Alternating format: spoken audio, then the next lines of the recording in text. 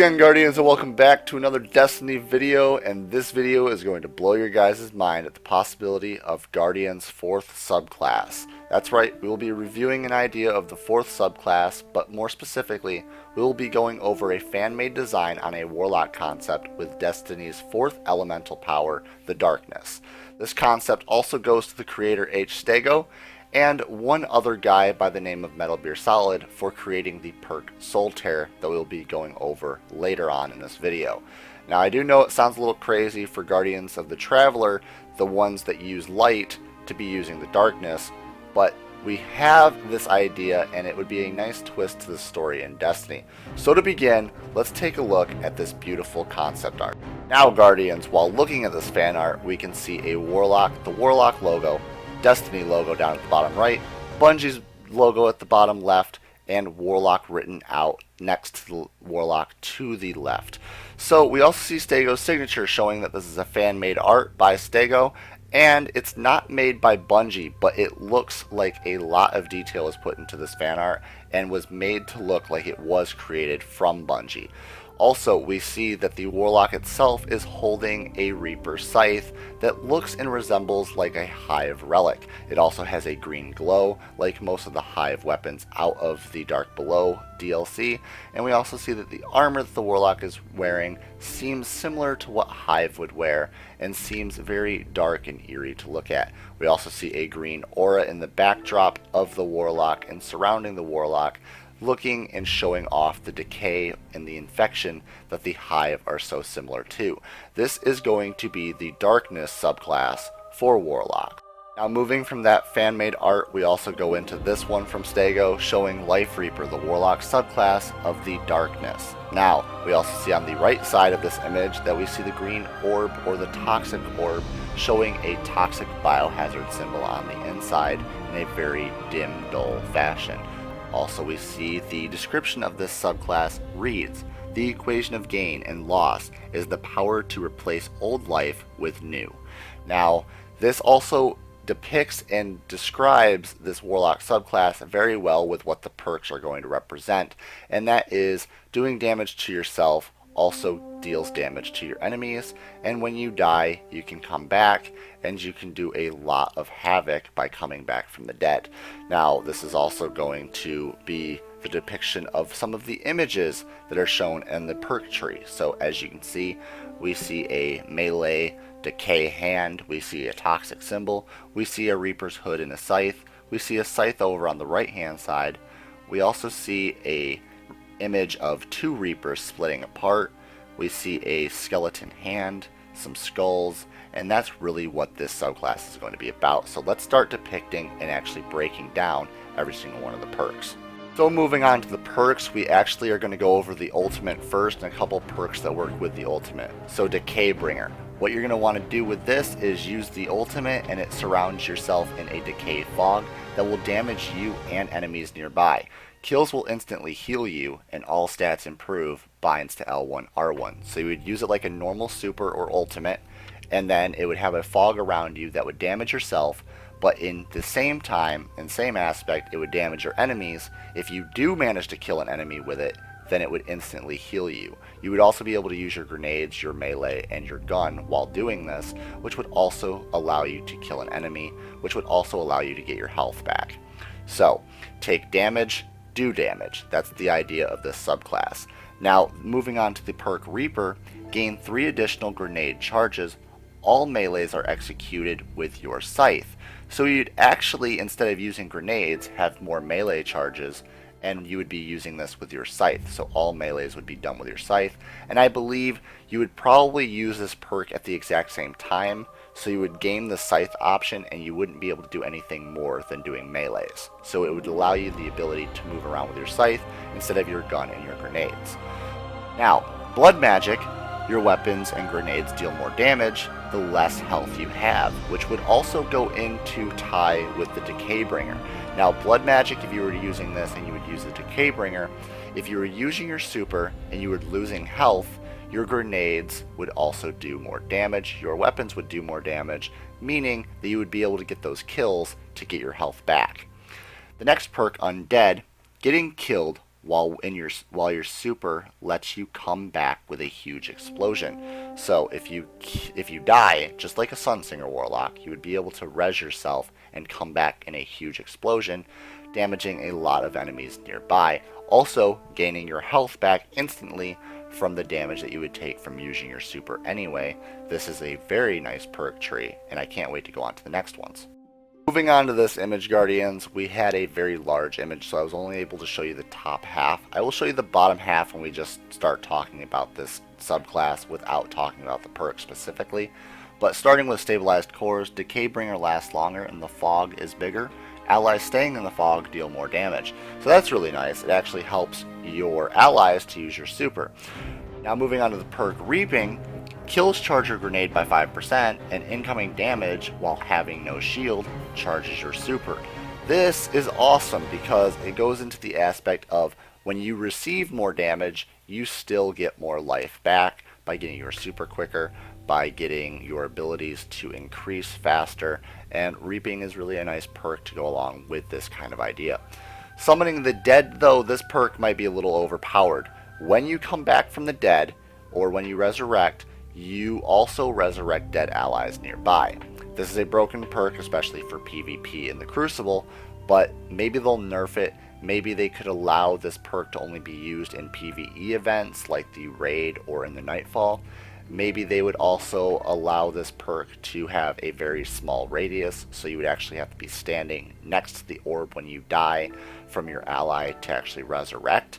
Maybe it's just a perk that could altogether probably be removed from the idea or the concept and replaced with a different idea. Also, another perk that's a little overpowered was made by Metalbeersolid, and HStego did give him credit, and this would be Soul Tear. Soul Tear, press 0, 0, 0 or circle to create a mirror image of yourself for a short time. Now, this would have to be nerfed down to have a cooldown rate, and you would only be allowed to make one clone at a time. If you could create a ton of mirror images of yourself at one time and it had no cooldown rate, there would be hundreds of you on the screen at one time protecting yourself, and you'd be able to shoot everybody while they were confused at who to shoot at. This is a big problem and has to be nerfed down to be more specific, have a cooldown rate, and have some form of nerf to it so you couldn't use it whenever you wanted. Moving on to the perk Scythe, press R1 while airborne to come down with your scythe and cause damage in a small area. This is kind of like the Titan Smash in a smaller type of area with a melee weapon that is designed for this Reaper subclass. It's a really nice idea and I kind of like this perk. Quantum Jump extends the duration of your grenades and their effects. And this is going to move into the next perk tree that we're going to talk about, which is grenades. The first grenade that we're going to talk about is the Biohazard Grenade, a grenade that creates a contaminated fog which damages foes, weakens their defense, and incoming damage. So it increases the incoming damage and also damages their shields and their defense and allows you to do more damage to them. It's a really nice idea. It's kind of like the shadow grenades that the Night Stalker hunters have. Lead Grenade is an explosive grenade that confuses your foes so they cannot differentiate between allies and enemies. This is going to be awesome because it kind of would get rid of the red and blue on the name tags for the enemies, and you would actually have to pay attention to who is shooting at you and then shoot them. However long this grenade would last would be really interesting. I'm not sure how long you would want this grenade's effect to last. I'd say maybe 15 seconds would seem fair. Maybe possibly even up towards 30 seconds. I'm not too sure, but 15 seconds seems roughly okay. Maybe even 10. I'm not too sure. 30 seconds might seem like a lot, but it matters on how much time you would actually have this effect to last. Parasite Grenade is the third and final grenade, and that is that this grenade splits into target-seeking projectiles. Sticked enemies absorb half of your damage. So that means if you do target and you track an enemy, any damage that you would be taking is done half. So any damage that Guardian is doing to you, you would only take half the damage. And that's really interesting because if they were using the exact same gun as you, and you were shooting them the exact same number of times, and they were affected by this, your gun would kill them way faster than their gun, and they'd be like, what's going on here? Well, it's actually the Parasite Grenade, which is really cool. Moving on to the next set of perks, we have Venom Touch, which weakens target's defense for 5 seconds on melee. We also have Bloodbound, which draw an overshield from a poisoned target once it is dead. So if you do poison a target with any one of your active effects or supers with this character, you will be able to draw an overshield when that target dies. Life Trade, sacrifice a bit of your health to severely poison your target. If you kill your foe, you can resurrect from the dead, which is really awesome because if you do die while using this, then you can just resurrect from the dead really quickly. Necro Trap, killing a venom target will set a trap that explodes when enemies are nearby. And that's really awesome too. That's a really nice idea. And the idea of that is that if you do kill your targets or you do damage to yourself, you will benefit from that and be able to extensively kill any of your targets nearby. Now moving on to the next one, we have this image that is going to show a couple nerfs if something isn't going to be working. So let's actually start with that Soul Tear and the idea that HStego actually had. Only one copy at a time, which I believe, 3-second timer in between, like on Shade Step. I'm not too sure on that because it also depends on whether it's a clone that stays there permanently or if Shade Step or if you use this again, that clone's removed and another one's created. I'm not too sure how that would work. Tanks no damage at all.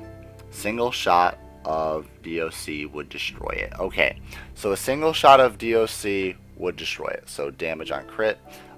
That would make a lot of sense. If you were able to destroy it in one shot, good. And then it just gives you enough time to get away. 3 seconds later, you would be able to create another one. I actually would move that timer up to maybe 5 seconds to make it a little fair. Maybe even more towards 10. I'm not too sure on whether it's okay to just constantly create clones, but hey. Now we're going to move on to that one with the melee. No damage over time, only weakens defense, like Melting Point without burn. Okay, that makes sense. And then also with one of the grenades, in PvP, the confusion only would maybe enable friendly fire if too weak. If it was too strong in PvE, enable friendly fire for enemies also stops them from shooting you. That would be interesting. Now moving on to this other perk, it's a large area effect, small damage output, more of a DPS help rather than an actual damage dealer. So okay, very small radius for your coming back from life. So if you do come back from life, the allies that you would revive would only be able to be in a very small radius. Only on revive from teammates or self-res, obviously could be made to spawn with low health or no shield at all. Maybe you red bar and therefore very easy to kill in PvP. Same thing could be done to life trade. That's a really nice idea. I like the idea of being able to come back. If you did come back and revived all your teammates, if you all came back with very low health, it would actually make it a completely fair idea, because if they knew that you were running Decay Bringer, you would be able to know that people in trials would be waiting on all of your dead bodies for that self-res, and if they just thrown one grenade, maybe a trip mine grenade from a hunter or maybe a shot grenade from a stormcaller or a titan, you would actually be able to just kill them instantly, which would be a nice idea and a very easy way to level this out. I like that. Also, some other perk you can also be used to get a little tanky at the cost of your opponent's health. The percentage of shard damage can be altered, which would be nice to be able to alter the damage depending on what's going on, how much damage you're dealing, and whether the perk is OP or not. We also have the last thing that I want to mention is supposed to kill you and your opponent. If you kill your opponent and die afterwards, you can't self-res. You have to die before your enemy or simultaneously. It won't just give you a passive ability to self-res once you get a kill with the ability, which is nice. That's a good way, because if you did use this ability that we were talking about earlier and you're able to do damage to your opponent, and if you both die, if your opponent died first and then you died, you can't self-res. But if you died before your opponent did and you ended up getting that kill from death perk pop up on your screen, you would actually be able to self-res right after that. That's a nice idea and I like it. So Now, we have went over everything with this, and it's a awesome subclass, fourth subclass for the Guardian Warlock. If you guys find any news on the fourth subclass ideas for the Hunter or the Titan, let me know. Please comment down below if you find this. Leave a link to that, to the forums or anything if you do find information on that, so I can go over it on the channel. If you like this idea, drop a like. Obviously, right on the screen now is an image that was shown before, but you weren't able to see the full image, so here it is. And all in all, the fourth subclass's idea for using the darkness for any one of the warlocks or the hunters or the titans, that is a nice idea, and I would actually like that to get implemented into the game. What do you guys think? Do you think that Bungie should implement this idea into the game? Do you think that it's a little overpowered, or do you think that it just doesn't follow the idea of Destiny by Guardians using the light, fighting the darkness? I really personally think that using the darkness to kill the darkness would be a nice twist in the storyline, or maybe altogether you would have a whole separate story arc for this kind of idea. Not too sure, but this might be an idea that could be implemented into Destiny 2 when it's released, the second game to the franchise that Bungie has created that has revolutionized the gaming industry for online MMOs and multiplayer first-person shooters that are just a nice different twist and an idea. I love this game, and I cannot wait to see more ideas from the fans, and also more ideas from Bungie, and I also cannot wait for Rise of Iron. So we're going to show that trailer really quick for Rise of Iron, and I'll see you all in the next video, Guardians. We thought we were indestructible. The Lords of Iron. We swore we would do anything to protect the last city. Some of us paid the ultimate price. I am all that remains.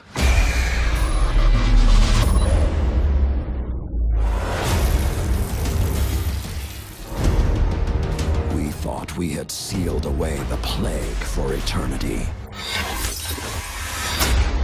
But now, it has returned. And this time, with a fallen army. It is time to avenge my brothers and sisters. Stand with me, Guardian. Prove yourself worthy, and the Iron Lords will rise again.